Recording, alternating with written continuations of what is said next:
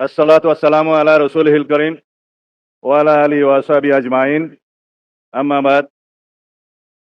আজকের এই আজিম শান মেহফিলে আঞ্জুমের আপনারা যারা হাজিরানে মজলিস, হযরত উলামায়ে কেরাম, বুজুর্গানে দিন এবং এই মজলিসের যিনি সভাপতি বাইতুল মোকাররমের পেশ ইমাম জনাব মুহিবুল্লাহ বাকি দামাত বারাকাতুহু, এই মজলিসের সম্মানিত প্রধান অতিথি, আমাদের নেতা, বাংলাদেশ জাতীয়তাবাদী দল বিএনপির ভারপ্রাপ্ত চেয়ারম্যান, আপনাদের ভাষায় বলি আমাদের ইমাম, জাতীয় ইমাম জনাব তারেক রহমান, যে মসজিদের ইমাম।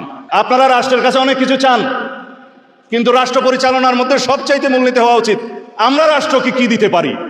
বিএনপির স্থায়ী কমিটির সদস্য জনাব সালাউদ্দিন আহমদ সাহেব বলেছেন, আমরা সবাই রাষ্ট্রের কাছ থেকে দাবি দাওয়া পেশ করি, খুব স্বাভাবিক, কিন্তু রাষ্ট্রকে আমাদের দেওয়ার চেষ্টা করা দরকার।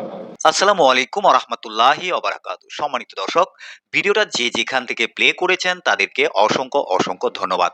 সম্মানিত দর্শক, বিএনপির নেতা সালাউদ্দিন সাহেবকে এবার আহমদুল্লাহ হুজুর যে কথাগুলা বলেছে, সম্পূর্ণ কথাগুলা আমি আপনাদেরকে শোনাবো।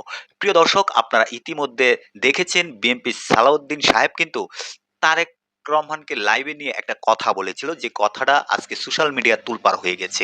সম্মানিত দর্শক, সেই কথাটা আমি আর বলবো না, ইতিমধ্যে আপনারা জানেন। সেই কথার জবাব দিলেন শায়খ আহমদুল্লাহ হুজুর। তিনি যে কথাগুলা বলেছে, সম্পূর্ণ কথাগুলা আমি আপনাদের কাছে শেয়ার করতেছি।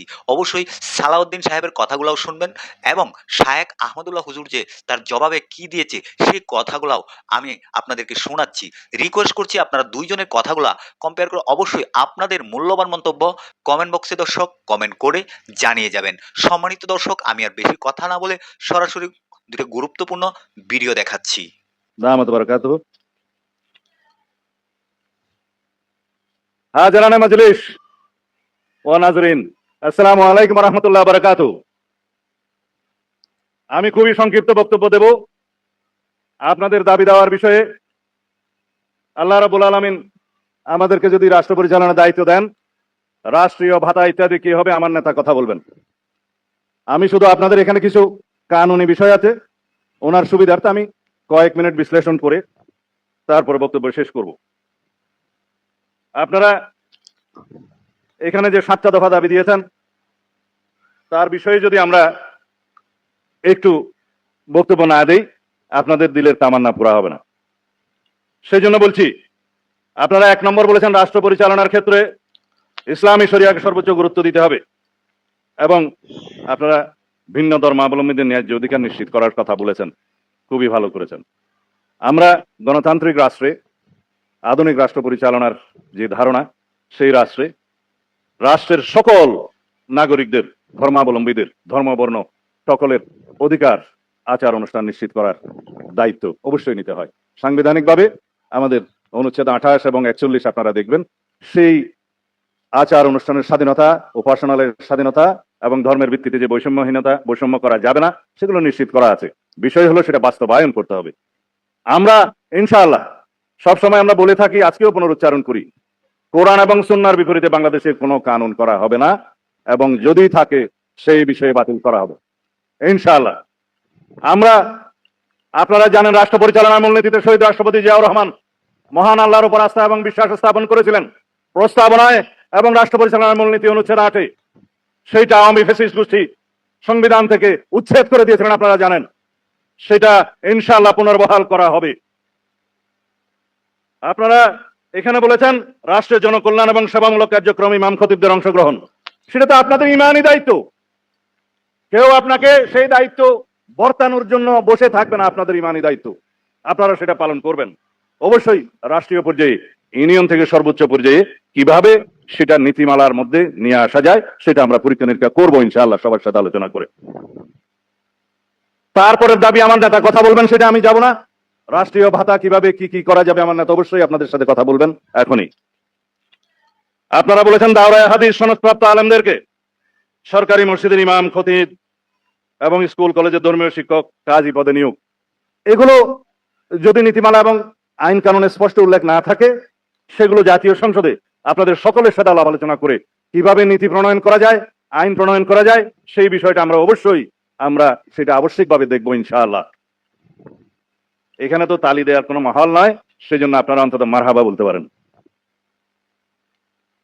বলেছেন ওয়াকফ সম্পত্তি অপব্যবহার রোধে, এগুলো বাংলাদেশে বিদ্যমান ওয়াকফ প্রশাসন এবং ওয়াকফের যে আইন কানুন আছে সেখানে প্রয়োজনীয় সংশোধনী আনায়নের জন্য অবশ্যই পরীক্ষা নিরীক্ষা করতে হবে। এখন এখানে যদি আমরা কোনো কিছু বিষয় বলি অথচ আইনে ইতিমধ্যেই আছে, সেই বিষয়টা অশুদ্ধ হয়ে যাবে। এখানে যেহেতু ওয়াকফ স্টেট এবং ওয়াকফ সম্পত্তি এটা ধর্মীয় আইন, এটা কিভাবে সুচারুরূপে পরিচালনা করা যায়, বাস্তবায়ন করা যায়, সেখানে ধর্মীয় নেতাদের ইমাম খতিবদের কিভাবে অংশগ্রহণ নিশ্চিত করা যায় সেটা অবশ্যই দেখা হবে ইনশাআল্লাহ। তারপরে আপনারা যেটা গুরুত্বপূর্ণ যে কথাটা বলেছেন, উপযুক্ত প্রমাণ তদন্ত ছাড়া ইমাম খতিব মুয়াজ্জেম এবং কোন আলেমকে গ্রেফতার করা যাবে না। কিন্তু অন্য কাউকে কি গ্রেফতার করা যাবে?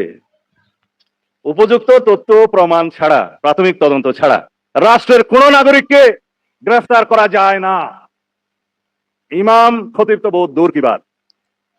কিন্তু আপনারা দেখেছেন বিগত আওয়ামী ফ্যাসিস্ট, ইসলাম বিদ্বেষী এবং আলম বিদ্বেষী যে ফ্যাসিবাদী অবৈধ সরকার ছিল, তারা দাড়ি টুপির বিরুদ্ধে ছিল, তারা আলেম বিদ্বেষী ছিল, তারা যে কাউকে ধরে নিয়ে এসে জঙ্গি বানানোর নাটক করত। সেই বাংলাদেশ তো এখন নাই। বাংলাদেশের গণতান্ত্রিক নবযাত্রা শুরু হয়েছে। এখানে আমরা সবাই হামসফর। আইন কানুনের ব্যত্যয় ঘটিয়ে কোনো বেআইনি কাজ কাউকে করতে দেয়া হবে না ইনশাআল্লাহ। তারপরে একটি দুইটি কথা, যেমন ধর্মীয় ও নৈতিক শিক্ষক নিয়োগের ক্ষেত্রে প্রাথমিক পর্যায়ে, সেটা আমরা ইতিমধ্যে আমার নেতার সাথে কথা বলে একটা অনুষ্ঠানে আপনাদের সামনে ঘোষণা দিয়েছিলাম। নৈতিকতা, ধর্মীয় এবং নৈতিক শিক্ষক নিয়োগের ব্যাপারে প্রাথমিক পর্যায়ে এটা অবশ্যই ইনশাআল্লাহ আমরা দেখব। আমরা সেই ঘোষণা আরেকটি মজলিসে আপনাদের সামনে দিয়েছিলাম। তারপরে যে বিষয়গুলো সামনে আছে, আমি বিতর্ক হোক সেরকম কোনো বিষয়ে যাব না। আমরা সবাই রাসূলুল্লাহ সাল্লাল্লাহু আলাইহি ইসলামের মদিনা ইসলামে বিশ্বাস করি এবং আমরা বাংলাদেশে যত ফিরকা ফিতনা আছে এগুলোর অবসান চাই। অবশ্যই আপনারা সম্মিলিতভাবে সেভাবে কাজ করবেন। কোন রকমের যাতে রাজনৈতিক বক্তব্য, আপনারা যে মসজিদের ইমাম, আমরা এটাকে দিন এবং দিনিয়াতের চর্চা কেন্দ্র হিসেবে প্রতিষ্ঠা করেছি। আল্লাহ রাব্বুল আলামিন রাসূলুল্লাহ সাল্লাল্লাহু আলাইহি ওয়াসাল্লামের মাধ্যমে সেটা শুরু করেছেন, প্রতিষ্ঠা করেছেন। এখানে আমরা যেন দুনিয়ার কোনো কার্যক্রমকে প্রশ্রয় না দিই, আপনারা সবাই খেয়াল রাখবেন। আমরা যেন মসজিদকে, ইমামদেরকে, খতিবদেরকে বিতর্কের ঊর্ধ্বে রাখি এবং থাকি, সেটা আপনারা মনোযোগ দিবেন। রাজনৈতিক চর্চার জন্য বহু কেন্দ্র আছে, যাতে কোনো বিতর্ক না হয় সেভাবে আপনারা দয়া করে এই বিষয়টা খেয়াল রাখবেন। আমরা বাংলাদেশের রাষ্ট্রের কাছে অনেক কিছু চাই, আপনারা রাষ্ট্রের কাছে অনেক কিছু চান, কিন্তু রাষ্ট্র পরিচালনার মধ্যে সবচাইতে মূলনীতি হওয়া উচিত আমরা রাষ্ট্রকে কি দিতে পারি। দেশের নাগরিকগণ, বাংলাদেশের সকল জনগণ রাষ্ট্রকে যদি নৈতিক সমর্থন, আইনি সমর্থন এবং রাষ্ট্রকে সুচারুরূপে পরিচালনার জন্য আমরা যদি সহযোগিতা করি, সেটা হবে আমাদের সর্বোচ্চ দেয়া। শুধুমাত্র আমরা সবাই সকল শ্রেণী পেশার মানুষ দাবি আদায় করার জন্য রাস্তায় নেমে যাই, রাষ্ট্রের কাছে চাই, অথচ আমরা রাষ্ট্রকে কিছুই দিতে চাই না, সেটা হয় না। শহীদ রাষ্ট্রপতি জিয়াউর রহমানের শিক্ষা স্বনির্ভরতার মাধ্যমে তিনি খাল খনন কর্মসূচি এবং অন্যান্য কর্মসূচি গ্রহণ করেছিলেন, যাতে রাষ্ট্রের জনগণ স্বতঃস্ফূর্তভাবে বিনাশ্রমে রাষ্ট্রের জন্য কাজ করতে পারে, সেই অনুপ্রেরণায় অনুপ্রাণিত হয়। আমরা সবাই যদি রাষ্ট্রকে দেওয়ার জন্য প্রস্তুত থাকি, ইনশাআল্লাহ রাষ্ট্র আমাদেরকে ভরপুর দিবে।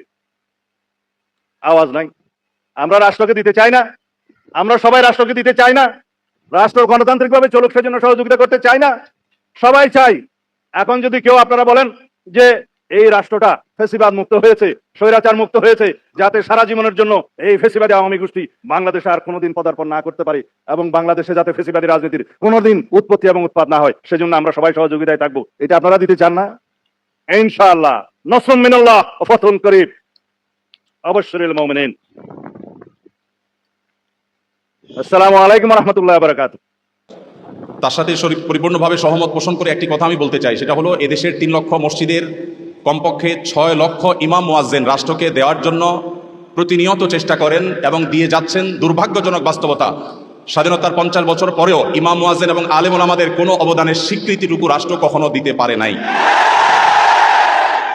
আজও বাংলাদেশের চেহারাকে যদি পরিবর্তন করে দিতে হয়, আজও বাংলাদেশকে যদি স্বনির্ভর করতে হয়, আজও বাংলাদেশের পরিবেশ সচেতনতা সৃষ্টি করে যদি সাফল্য অর্জন করতে হয়, পরিবেশ বিপর্যয় যদি রোধ করতে হয়, যে কোনো দুর্যোগ মোকাবেলা যদি সফলভাবে করতে হয়, দেশের শুধু মসজিদগুলোকে ইমাম মুয়াজ্জিনদেরকে যদি রাষ্ট্র অন করে, ইমাম মুয়াজ্জিনদেরকে যদি সে সুযোগ দেয়, তাদেরকে যদি অন্তত কাজ করবার পরিবেশটা করে দেয়, আমার বিশ্বাস বাংলাদেশের চেহারা পরিবর্তন করতে আর কোনো কিছুর তেমন বেশি প্রয়োজন হবে না।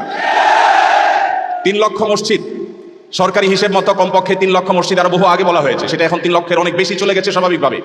3 লক্ষ মসজিদে প্রতি জুমার দিনে 12:30 থেকে 1:30 পর্যন্ত এই সময়ের মধ্যে গড়ে যদি 100 মানুষ একটা মসজিদে জুমার নামাজে খতিব সাহেবের খুতবা শোনার জন্য আসেন, তাহলে 3 কোটি মানুষ হয়। বাংলাদেশের সমস্ত টিভি চ্যানেল, সমস্ত মিডিয়া একযোগে সবচেয়ে পিক টাইমে এত বেশি দর্শক কখনো পায় বলে আমি মনে করি না। এবং সারা সপ্তাহের সবচাইতে মূল্যবান সময় বৃহস্পতিবার রাতে, শুক্রবার অফিস নেই, স্কুল কলেজ নেই, মাদ্রাসা নেই, সবাই ফ্রেশ একটা ঘুম দিয়ে, সপ্তাহের সবচাইতে ভালো গোসলটা দিয়ে, সবচেয়ে ভালো নাস্তাটা করে, সবচেয়ে সুন্দর পোশাকটা পরে, সবচেয়ে ভালো আতর পারফিউম ব্যবহার করে, সবচেয়ে মূল্যবান সময়টা খতিব সাহেবদের সামনে গিয়ে দোজানো হয়ে বসে। পৃথিবীর অন্য কোনো কৃষ্টি কালচার, কোনো সিস্টেমে একসাথে একটা দেশের 3 কোটি মানুষকে অ্যাড্রেস করার এই সুযোগ ইমাম সাহেব খতিব সাহেবরা ছাড়ার কারোর হাতে নেই। ইমাম সাহেবরা যদি চান, তাদেরকে যদি রাষ্ট্র আসলে সুযোগ দেয়, তাহলে সেক্ষেত্রে তারা অনেক কিছু করতে পারেন। ইতিমধ্যে আমরা দেখেছি রোহিঙ্গা শরণার্থীরা যখন আমাদের দেশে আশ্রয় নিয়েছে, সবার আগে ঝাঁপিয়ে পড়েছেন দেশে ওলামা ইকরাম। প্রতিটা দুর্যোগে ওলামা ইকরাম যে ঝাঁপিয়ে পড়েন, সেটা নিঃস্বার্থভাবে হয়, স্বার্থহীনভাবে হয়। আমার উদাত্ত আহ্বান যে আগামীর বাংলাদেশে এদেশের মসজিদগুলোকে, আলেম ওলামাদেরকে যেন রাষ্ট্র অন করে, তাদেরকে কাজের সুযোগ দেওয়া হয়, কোনো বেতন ভাতার সুবিধা দেওয়া, এটা আসলে দয়া দাক্ষিণ্যের বিষয় নয়। এদেশে আইন শৃঙ্খলা যতটুকু নিয়ন্ত্রণে আছে, এর জন্য আইন শৃঙ্খলা রক্ষাকারী বাহিনী, সংশ্লিষ্ট বিভিন্ন ডিপার্টমেন্টের যেমন অবদান আছে, আমি মনে করি মসজিদের মিম্বরগুলো, মাহফিলের মঞ্চগুলোর অবদান তার চাইতে কোনো ক্রমে কম নয়। এদেশ থেকে যৌতুককে যে জাদুঘরে পৌঁছে দেওয়া হয়েছে, কারা জাদুঘরে যৌতুককে পৌঁছে দিয়েছে? এদেশে যৌতুকের অভিশাপ থেকে মুক্ত করার সবচেয়ে বড় ক্রেডিট একমাত্র ওলামা ইকরামের। এখনো কোন মসজিদের মিম্বর থেকে, কোনো মাহফিলের মঞ্চ থেকে মানুষকে চুরি করতে, দুর্নীতি করতে, ডাকাতি করতে, মাদকাসক্ত হতে, কোনো খারাপ কাজের প্রতি আহ্বান করা হয় না। এই সমস্ত মঞ্চগুলো থেকে বহু মানুষ খারাপ পথ থেকে ফিরে আসে। আমরা যদি একটা সৎ, দক্ষ এবং ভালো নাগরিক গড়ে তুলতে চাই, তাহলে সেক্ষেত্রে মসজিদগুলোকে আমাদের অন করতে হবে। আমি বিশ্বাস করি আগামী বাংলাদেশে সেটি হবে, আমরা সবাই সেটি প্রত্যাশাও করি। আমরা মসজিদ কেন্দ্রিক যে সমস্ত ব্যবস্থাপনা করা যায়, পরিবেশ সুরক্ষা, পরিচ্ছন্নতা অভিযান, দারিদ্র্য বিমোচন, স্কিল ডেভেলপমেন্টমূলক বহুমুখী কার্যক্রম আমরা সম্পন্ন করতে পারি। আমি সালাউদ্দিন ভাইয়ের সাথে পরিপূর্ণ একমত। শুধুমাত্র রাষ্ট্রের কাছ থেকে নেওয়ার ব্যাপার না, আমাদেরকে দেওয়ার চেষ্টা করতে হবে, এবং আমার বিশ্বাস ওলামা ইকরাম সেটা করতে চান, কিন্তু তাদেরকে সেই সুযোগটা দেওয়া হয় না। এদেশের আলেমদের কোন অবদানকে আজ 50 বছরের মধ্যে স্বীকৃতি দেওয়া হয়েছে আমি জানতে চাই। দুর্ভাগ্যজনক বাস্তবতা, সেটি আসলে হয়নি। তো আমরা নতুন বাংলাদেশে অন্তত প্রত্যাশা করি যে আমরা সবাই মিলে, শুধু আলেম ওলামা নয়, সকল ধর্মের মানুষ কাঁধে কাঁধ মিলিয়ে আমাদের প্রিয় বাংলাদেশকে আমরা বিশ্বের দরবারে উন্নতির চরম শিখরে পৌঁছতে চাই। আমাদের পরে স্বাধীনতা অর্জন করে পৃথিবীর বহু দেশ এমন অগ্রসর হয়েছে, যেটা দেখে আমাদের কষ্ট হয়, দুঃখ হয়। আজকে ভূমিকম্পের যে ভয়াবহতা নিয়ে প্রত্যেকটা মানুষ আতঙ্কে দিন পার করছে, কি হয়েছে এদেশে? একটি মানুষের জীবন নিরাপদ করবার জন্য যথাযথ ব্যবস্থাটুকু পর্যন্ত আমরা নিতে পারিনি। আমি আশা করি আগামী বাংলাদেশে যারাই আসবেন, আমরা প্রত্যেকে এই ব্যাপারগুলোতে সচেতন থাকবো। আমরা দোয়া করি আল্লাহ রাব্বুল আলামিন আমাদের রাজনৈতিক নেতৃত্বকে সেরকম শক্তি, সামর্থ্য, মানসিকতা সবকিছু দান করেন। ওলামা ইকরামের মূল্য যদি কোনো জাতি দিতে না পারে, তাদের চেয়ে বড় দুর্ভাগা আর কেউ হতে পারে না। আমি প্রায় সময় বলি, এই দেশকে যদি নিরলসভাবে, নিঃস্বার্থভাবে কোনো মানুষ ভালোবাসে, ওলামা ইকরাম হলেন সেই মানুষগুলো। অনেকে আছেন যাদেরকে হয়তো পার্শ্ববর্তী দেশ গ্রহণ করবে, অনেকে হয়তো আমেরিকা গ্রহণ করবে, ওলামা ইকরাম তাদের জায়গা এই দেশ, এই মাটি, ইনশাআল্লাহ তাআলা। তো আমি আশা করছি মসজিদে ওলামা ইকরাম নির্বিঘ্নে তাদের দায়িত্ব পালন করবেন। আলেমদেরও দায়িত্বশীলতার জায়গা আছে, আলেমরা যথেষ্ট দায়িত্বশীলতার সাথে আমাদের দায়িত্বগুলো পালন করতে হবে। রাষ্ট্রকে এগিয়ে নিয়ে যাওয়ার পিছনে আমাদের ভূমিকা পালন করতে হবে, ঐক্যবদ্ধভাবে কাজ করতে হবে। সেই সাথে রাষ্ট্র আলেমদেরকে অন করতে হবে, আপন করতে হবে, সেই সুযোগ দিতে হবে, সেই স্বীকৃতি দিতে হবে। আমি আশা করছি আগামী বাংলাদেশ সেই জিনিসটি হবে। আমাদের সবাইকে আল্লাহ তাআলা সেই তৌফিক দান করুন। জাযাকুমুল্লাহু খাইরা। আসসালামু আলাইকুম ওয়া রাহমাতুল্লাহি ওয়া বারাকাতুহু। বিশেষ করে আল্লাহ সুবহানাহু ওয়া তাআলা ইরশাদ করেছেন, নিশ্চয় আল্লাহর মসজিদের ইবাদতকারী, আবাদকারী, সংরক্ষক, খাদেম এবং নির্মাণকারী ওই ব্যক্তির হবে 5টি গুণ আল্লাহ তাআলা দিয়েছেন। মান আমানা বিল্লাহ, আল্লাহর প্রতি যার ঈমান আছে, আখিরাতের প্রতি ঈমান আছে, এবং যিনি ওয়ালাম ইয়াখশা ইল্লাল্লাহ, সালাত কায়েম সহ সব কিছু করার পরে আল্লাহ ছাড়া আর কাউকে ভয় করবে না, তারা আল্লাহর মসজিদের নির্মাণকারী, ইবাদতকারী, সংরক্ষক, খাদেম, ইমাম, মুয়াজ্জিন এবং পরিচালনা কমিটি সবই হবে এই 5টি গুণের ভিত্তিতে। কিন্তু সুদখোর, মদখোর, গাঁজাখোর যারা সলাৎ আদায় করে না, অথবা সাপ্তাহিক মুসল্লি, অথবা পাক্ষিক মুসল্লি, অথবা ষান্মাসিক মুসল্লি, তারা যদি জোহরের সালাতের সময় বলে হুজুর আসরের সময় আপনার ইমামতি নেই, তাহলে ওই ইমামকে আসরে আর ইমামতির কোনো সুযোগ থাকে না আমাদের এই দেশে। তাই আজ এই 7 দফা দাবির মধ্যে আমরা বলতে চাই, সামনে যারাই ক্ষমতায় আসবেন, আমাদের ইমামদের সার্ভিস রুল, পে স্কেল এবং মসজিদ পরিচালনার একটি নীতিমালা করে দিয়ে আমাদের ইমাম সাহেবগণ যাতে কোনোদিন আর অসহায়ের মতন রাস্তায় রাস্তায় ঘুরতে না হয়। একজন ইমামের চাকরি যেতে হলে, একজন ইমামের দায়িত্ব থেকে যেতে হলে অবশ্যই মুহাক্কিক, মুদাক্কিক, এক্সপার্ট টিমের মাধ্যমে তাদের বিচার হবে।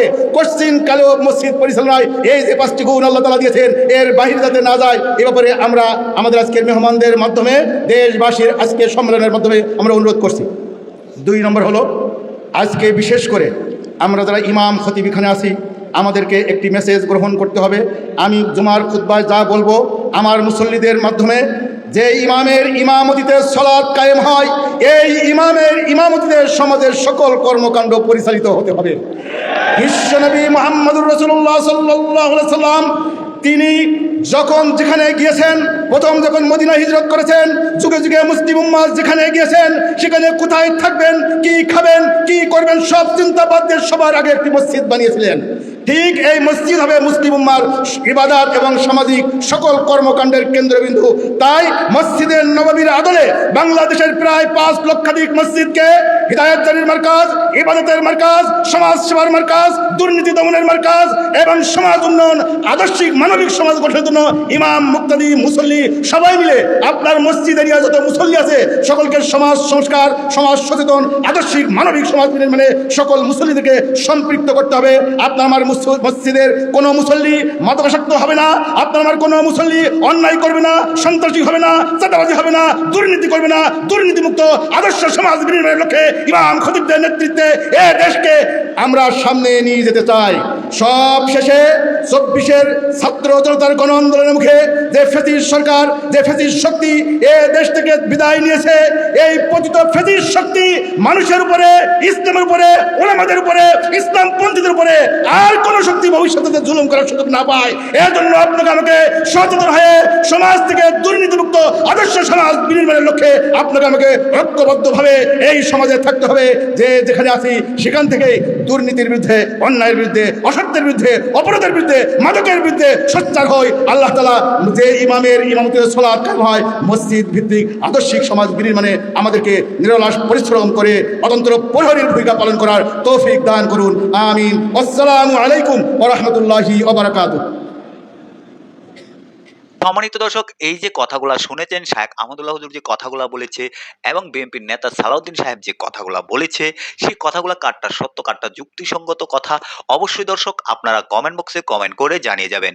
ভিডিওটা সর্বোচ্চ পরিমাণ শেয়ার করে দর্শক সবাইকে দেখার সুযোগ করে দিবেন। সবাই ভালো থাকবেন, সুস্থ থাকবেন। পরবর্তী কোনো একটা ভিডিওতে আপনাদের সাথে দেখা হবে। আসসালামু আলাইকুম।